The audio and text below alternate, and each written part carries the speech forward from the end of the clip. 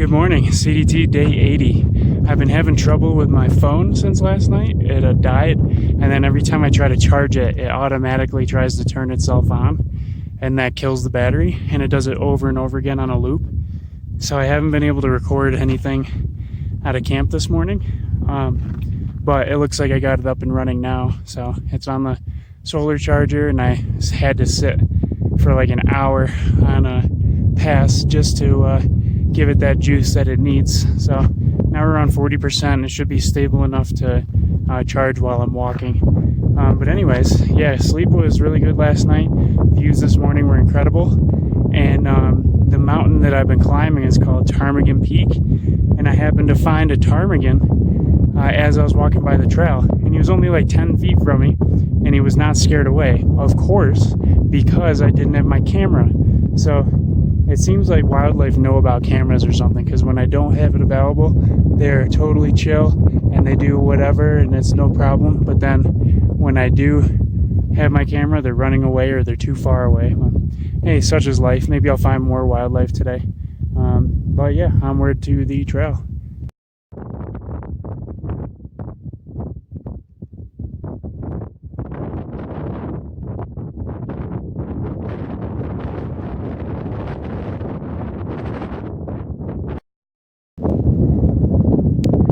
Well, made it to Ptarmigan Pass. Pretty cool. There's been little to no trail so far, just kind of herd path, so that tells me not a lot of people use this trail. Did see a couple footprints though, maybe from like a week ago. Pretty cool. Starting to descend now, back down to about 10,000 feet, just so that I can do another 2,000 foot climb. But the views, just incredible. I'm in a new, kind of a new area, new mountains, new valley, and I still have another pass to go over until I go down and then back up to rejoin the CDT. So it's possible that I'm still not even looking at the CDT right now. It's still about 12 miles away, I think. So this is really cool. It feels so remote because the trail comes and goes and disappears, so it's obvious that almost nobody uses it. And that makes things pretty interesting. You know, a little bit of route finding, and haven't seen a single soul all day. Right here is actually the best the trail has been all morning, so that's good. But it just feels really remote, and today's the perfect day for it because I'm confident, I'm happy. You know, I just had an accomplishment yesterday, so I'm in the perfect mood to be alone and enjoy that time. The hills are alive with the sound of music. And coughing. I just made it to the top of this pass. To be honest, I don't know what it's called, but I do know that one more climb brings me back onto the CDT. It could be right there. It could be right there. Actually, it could be neither of them. I could climb up and over that. I could take this ridgeline all the way over, climb up and over that one in a couple hundred feet, and then there'll still be a 2,000 foot climb on the other side. I think that's actually what's going to happen. Bummer. But very, very pretty up here. What else? Down. Ooh. There we go. Right there is Ptarmigan Pass. And I walked across, kick-stepped over that snowshoot, and went down there. All the way down, about a 2,000 foot drop, and then a 2,000 back up to here. Yeah, a lot of climbing.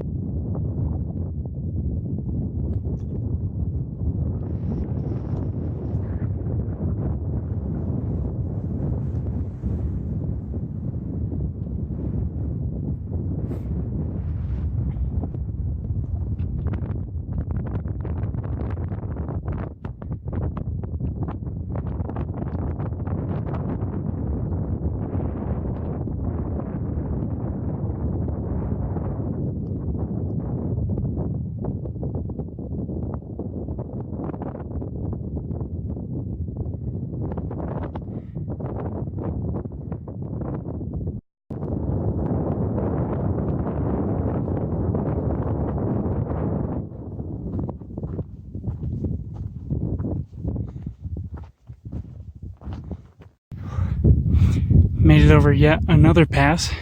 I am going so much slower than I expected to today.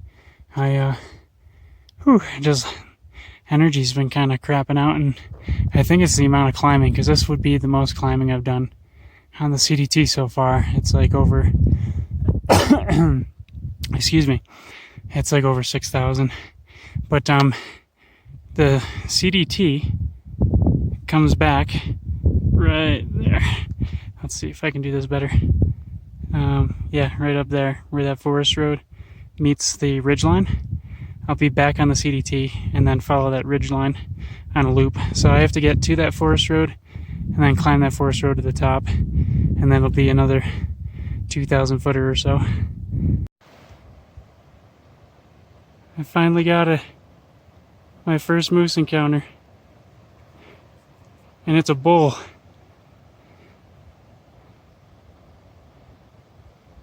Wow. Moose number 2.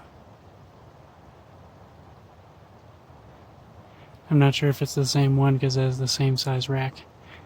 And now I'm on his side of the river, which is a little more nerve-wracking. And he sees me. Hi. Please don't charge me. Wow, this is incredible. 1 to 2 moose sightings in the same evening.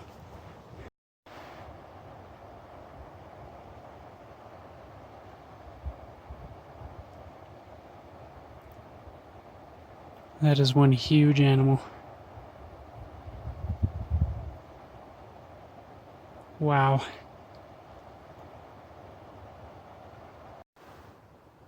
How's that for an avalanche? Guess I gotta find myself some trail in here somewhere. Oh boy.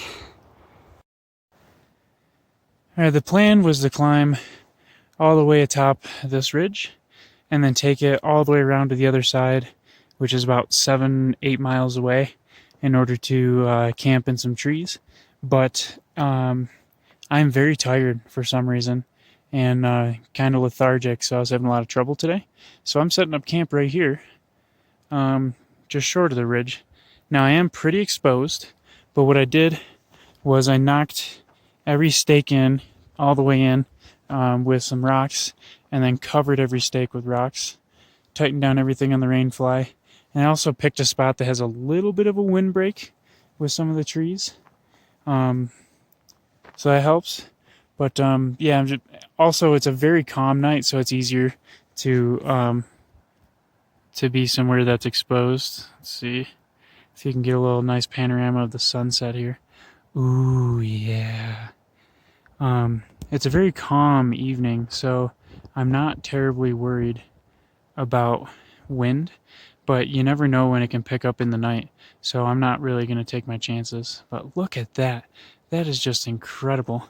But I came over the pass right about there and just snaked my way down through the river. Saw 1 or 2 moose, male, getting some food and water down there in the river, and then took this forestry road about 1,300 feet up to where I am now. That leaves about 700 left to get up to the top of this ridge. So what you're seeing way up there is about 700 feet higher than me. And I just went with a compromise and said I'll do it tomorrow. Usually after a town day, I tend to have a lot of energy because, you know, I've taken in so much extra food, lots of fats that are really hard to get on trail, lots of protein and carbs. And this last time was no exception. When I was in Silverthorne, I went to Smashburger for breakfast. I went to Wendy's for lunch. And then dinner yesterday, breakfast this morning, lunch today was all chicken bao buns, thanks to the Brummets, my trail angels from yesterday. And so I'm just like, I'm ingesting all kinds of carbs and protein and stuff, but for some reason I'm just lethargic. So I was actually about to camp down in this valley, but I said, you know, I'm supposed to be like 8 miles ahead, like 2,300 feet of climbing ahead. And then all of a sudden something clicked in me. I got some water, I got some rest, and I just started bolting up that hill. But, you know, with no extra food and stuff like that, because I didn't eat, that can only last so long. So I got up here about 2 switchbacks away, so I need to go 1 out and then 1 up to that ridge, 700-foot climb, and then I'll be on. So I figure that's a compromise. At the very least, I'm knocking out 1 3/4 miles and 1,300 feet that I don't have to do tomorrow. So a little here, a little there. So I can enjoy this beautiful sunset, a lot of the pink coming off the clouds. And then I can drink the remaining 3 beers, which again were from the Brummets, my trail angels from yesterday. And maybe watch a little Office. But yeah, I've got myself pretty dressed up. I got my puffy underneath my rain jacket just in case, because you know in exposed areas, wind could blow through at any time. Temperatures are already dropping, if you can't already tell. My face is kind of flushed, more from the hiking, but also because things are starting to get cold. So puffy pants, I'll have rain jacket, and then once I get into my tent, I'll have warm, dry socks and my rain pants on, and then everything all zipped up tight so I can maintain and hold on to as much heat as I can. Plus, eating a lot of food and drinking some beer helps for sure. So I guess I just wanted to make sure I got all that out of the way before it got too dark to see. So I'm probably going to finish off the chicken bao buns for dinner because I turned it into yet another meal. There's about 3 buns left, so and then have some drinks and you know, see where the night takes me. I don't know. So what do you do with a beautiful, romantic, multicolored sunset? Well, you drink alone, of course. But what are you drinking?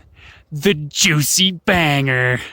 You know what time it is, folks. It's time for Juicing with Jandals. Oh yeah, baby, and I am so ready to get juicing. Ow!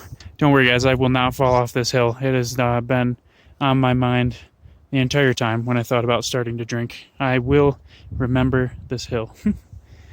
Ah, that is gorgeous. Well, sunset, this is to you and me, baby. Let's have a juicy banger together. Oh, that's good. Juicing with Jandals, ladies and gentlemen. Doesn't get much better than this. Oh, and if you're anything like me, you may also have never heard of chicken bao buns. When the Brummets brought this to me, I had never heard of it before, but I am one that loves trying new foods. As some of you have seen from my Hawaii trip when I tried beef tongue, intestines, and liver.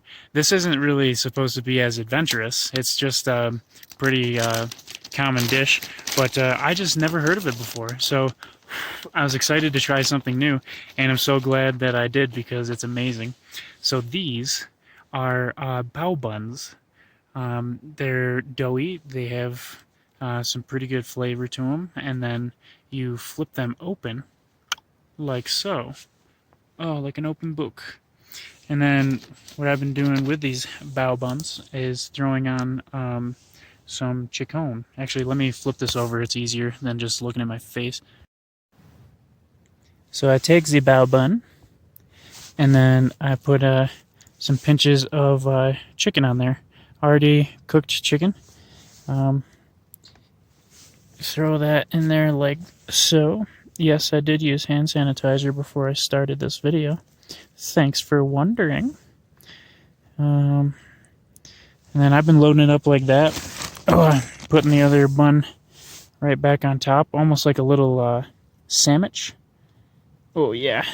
So there you go. You got like chicken and almost like a little sandwich. But then you also, well, I've been dipping it, but I think you can also drizzle on this barbecue sauce. And it's kind of a thinner, kind of got like a vinegar taste to it. Barbecue sauce. It's very good. I've never had anything like it, but it soaks into the bun and it makes the chicken juicy. And then I'm just eating these basically like chicken sliders. Traditionally, you also throw on some pickled cucumbers, but I already went through all those, so this is what I got. Chicken, barbecue on a bun. So now you know what chicken bao buns are, thanks to the Brummets. So I guess you can say I'm jazzing up my dinner with some chicken bao buns. So you have just visited Jazzing It Up with Jandals. We are juicing, we are jazzing, we are all kinds of J's tonight. How? Ah, yes, stats, important things. Anyways, so today ended up being about a 17-mile day, and I climbed about 6,300 feet in elevation.